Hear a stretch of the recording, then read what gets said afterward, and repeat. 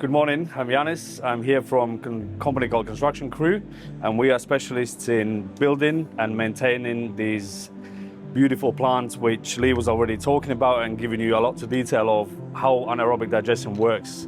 So I don't want to repeat anything what he already said, because he was spot on with explanation on how the biogas industry works. So we looking after the technical part of the anaerobic digestion plant. And yes, they are getting older. There is many plants which are older than 20 years, and they're all suffering with lots of technical issues, and they need upgrading and looking after so they can run smoothly and produce biomethane, which we can then provide to people in the UK. And technical maintenance, many customers are looking into on a monthly basis, on a quarterly basis. Somebody's coming into looking after their plants. But there's customers also who don't look after their plants, and then they start to suffer big problems, and they only look into problems when they appear. So, yeah, now many plants are suffering, but we are there, and that's why we're getting lots of inquiries to come out and help them to get them back to the running levels where they can produce the gas which they're expecting to produce. And yeah, that's the reality of where biogas plants are at the moment. Do you see that as an opportunity or a risk for the sector? It's opportunity for us. It's a risk for customers. It's 50-50. But if customers are more looking into their plants and we can come and help them, then we can levelize that level where the risks are lower and opportunities are lower. So basically help each other to make sure those plants are running smooth.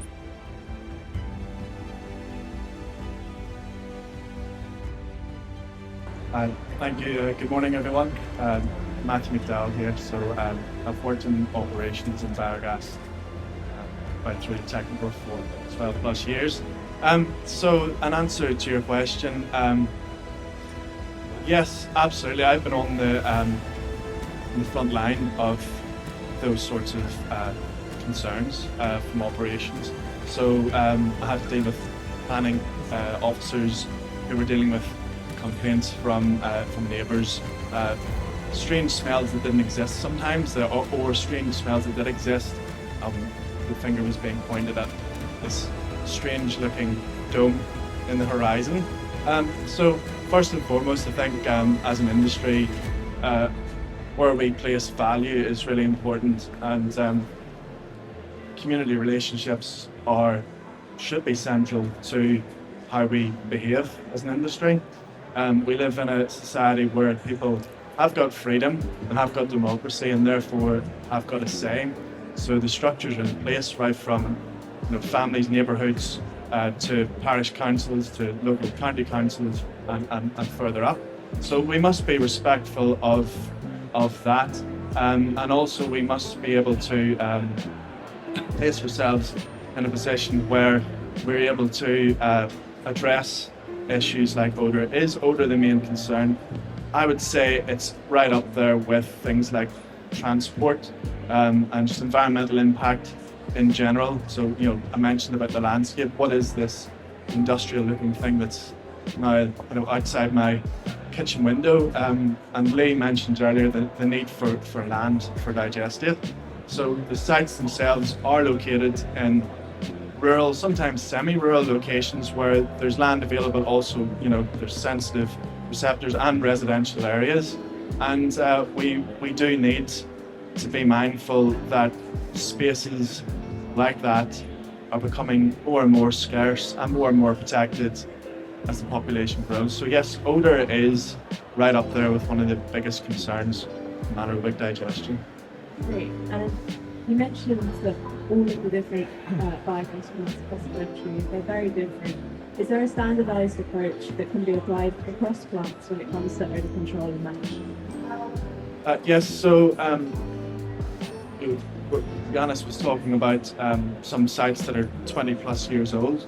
Relatively speaking, we're still a new industry, and there was a wide range of anaerobic digester sites that were first rolled out, and certainly that is the case if you go around existing sites. But as we move forward into what you could say is the second generation of biogas sites, we now know what we're dealing with. Every site's using the same types of feedstocks. There's food waste sites, there's agricultural waste sites, there's energy crop sites, and there's hybrid sites. And as an industry as well, the Anaerobic Digestion Biogas Association is working very hard to standardise techniques, operating techniques. How does that translate to odour control? We have lots of inquiries coming in, and we study the inquiries for the sites, but we have got a standardised package at Axion, and quite often it is the same products that are being selected. We have storage tanks for feedstocks that are liquid. We have buildings that are for sorting material, buildings that are for handling waste such as manures, chicken manures, and that. So yes, standardization is happening across the industry, and we're, as a company Axion, are certainly approaching our clients with that knowledge, and that's also why we're offering a lunch and learn event for basically to help our customers prolong the life of activated carbon within these odour control systems and ensure that it doesn't become an OPEX problem for them. So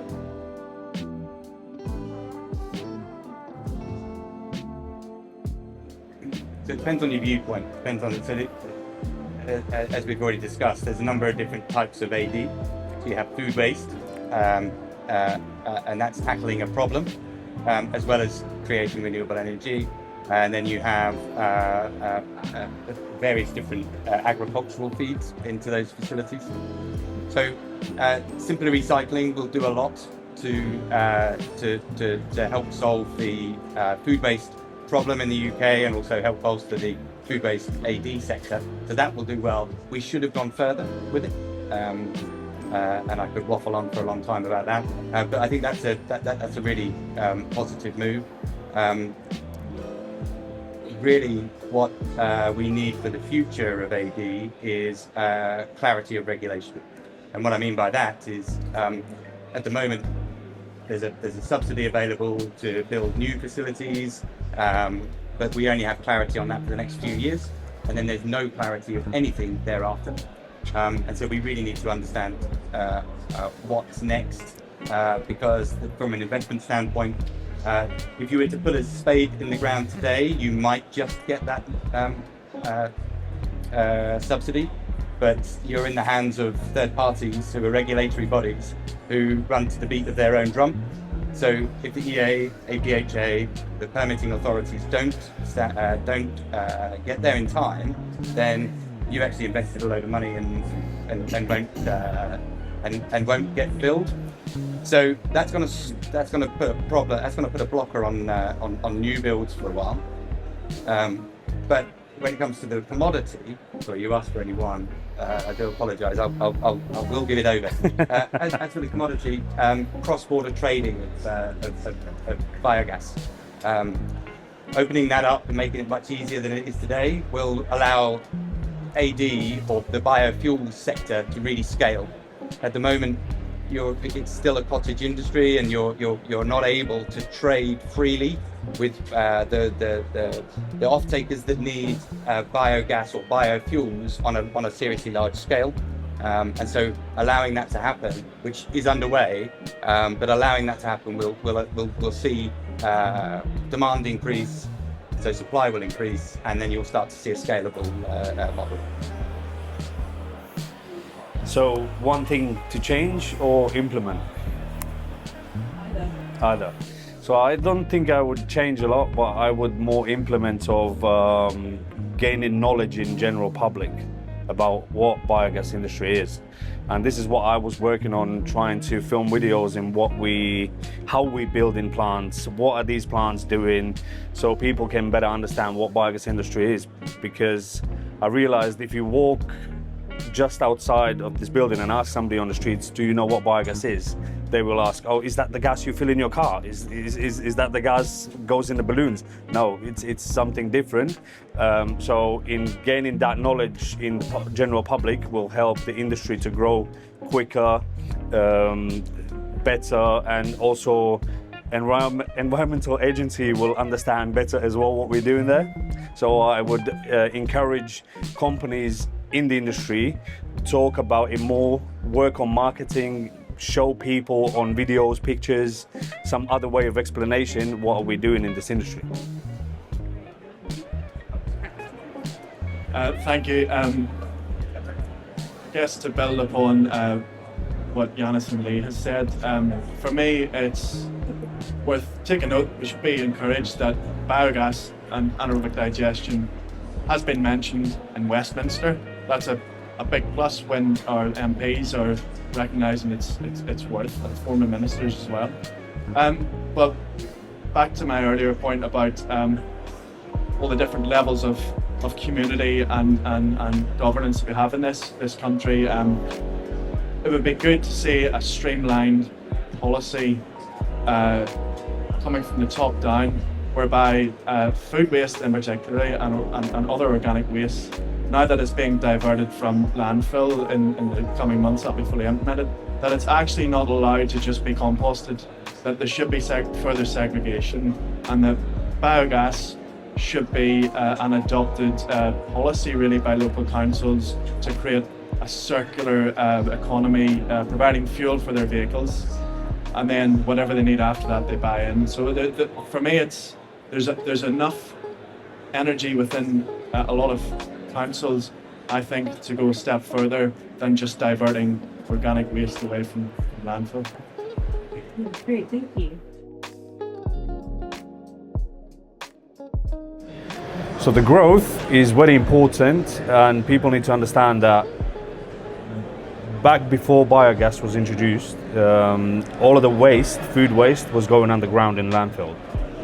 We always dug it underground, kept it there for many, many years until that started to produce gas, and then they take the gas out. But all of the waste, including non-organic waste, was always dug underground and kept there. Whereas today, anaerobic digestion industry is so unique that you take all of that food waste, separate from non-organics, put it inside a tank, blend it, produce biogas, send it into the country's national grid or network, and people receive that at home way quicker than landfill would do that. And the digester, which is inside tanks, which produce biogas, you take it out and then you can spread it all over the land and grow crop, any product that grows and uses fertilizer as a mineral. So growth is very important. It needs to go. It needs to be introduced more and more. It needs to be built more and more. All of that waste, like Lee already said, food waste is more than the plants are there that can take and deal with the product. So it's very important to keep growing the industry. And biogas industry is never going to feed the whole country of gas. That's why we have natural gas. That's why we're buying the energy from other countries. But it is important to have as an extra feed into the grid where we can turn our waste into energy and instead of buying it from elsewhere, produce ourselves. Hope that answered. Yeah, and just to build on Yanis's case for awareness, there's another pillar to growth as well. I believe so far the industry has been established on incentives. It now needs to grow on obligation.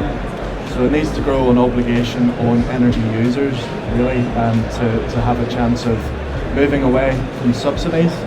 And we're seeing this sort of policy shift in Europe, in other nations, and I do believe that it can be effective if we put that on, particularly high energy users.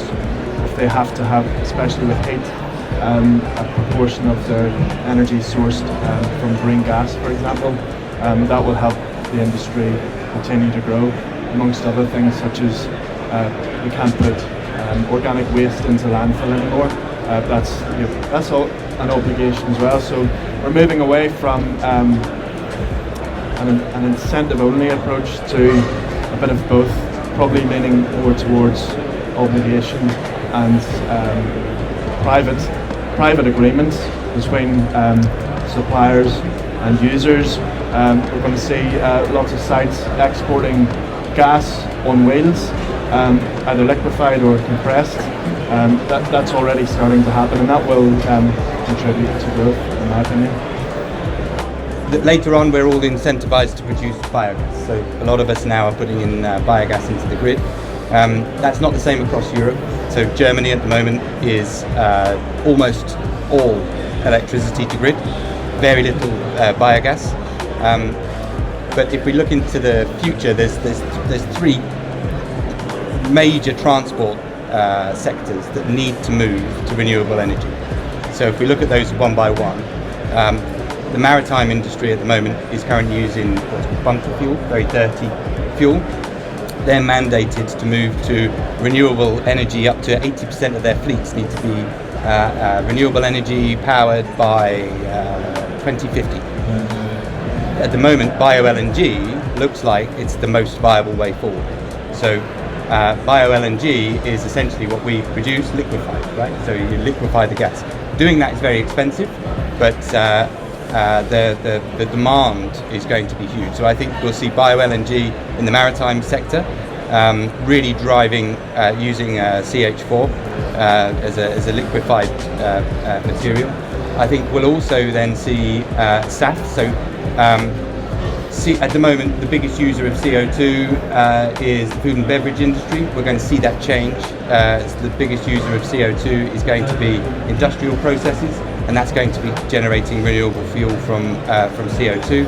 We're going to see that happen over the next, I think, 7 to 10 years in my mind's eye, because for that reason, you have the aviation industry is mandated to have 70% of its fleet or 70% of its fuel needs to be renewable by 2050 also.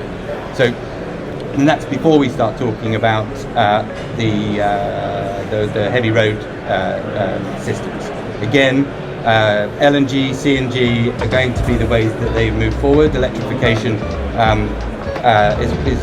is all but a niche industry for them. It's not scalable at the moment. Certainly Scania at the moment, I think around 50% of their new orders are for CNG LNG. And if you look at the German model, going back to Germany, I think 34% of their trucks are being powered by either CNG or LNG. So that it's perfectly doable, and I think we'll see that here. So that's how I see the evolution of the molecule. Now, if bio LNG is a transition fuel, it's going to be towards hydrogen.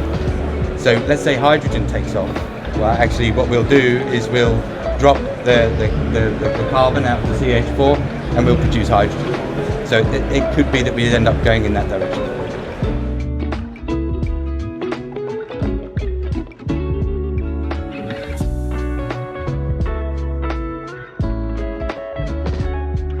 Yeah, that falls more under maintenance and service of the plant. So the life cycle is not coming to the end. It is pretty similar if you look at the car. The better you look after your car, the longer you're gonna drive and look good, and the body is gonna be in the shape where it was when it was first built. So yes, there is lots of maintenance involved. They need to sometimes change pumps, mixing systems, feeding systems. Those are the things which don't last forever, and they need to be changed, or either spare parts need to be changed, or they need to be completely changed over when they run out of being productive as the plant needs them to be. So yeah, there is no need to design a whole new plant. So what people is going to do, they're going to either extend plants, because they change from what Lee said already. Back in the day, electricity was more popular. Today, gas to grid is taken over, so that loads of plants are changing to gas to grid. So there's upgrades, new technologies coming in, but no, there's no. To answer your question, there's no new designs needed. Is all about looking after your plant and maintain it to the way it lives a longer life. Thank you everyone for coming. Will you join me in giving a hand to our lovely panelists?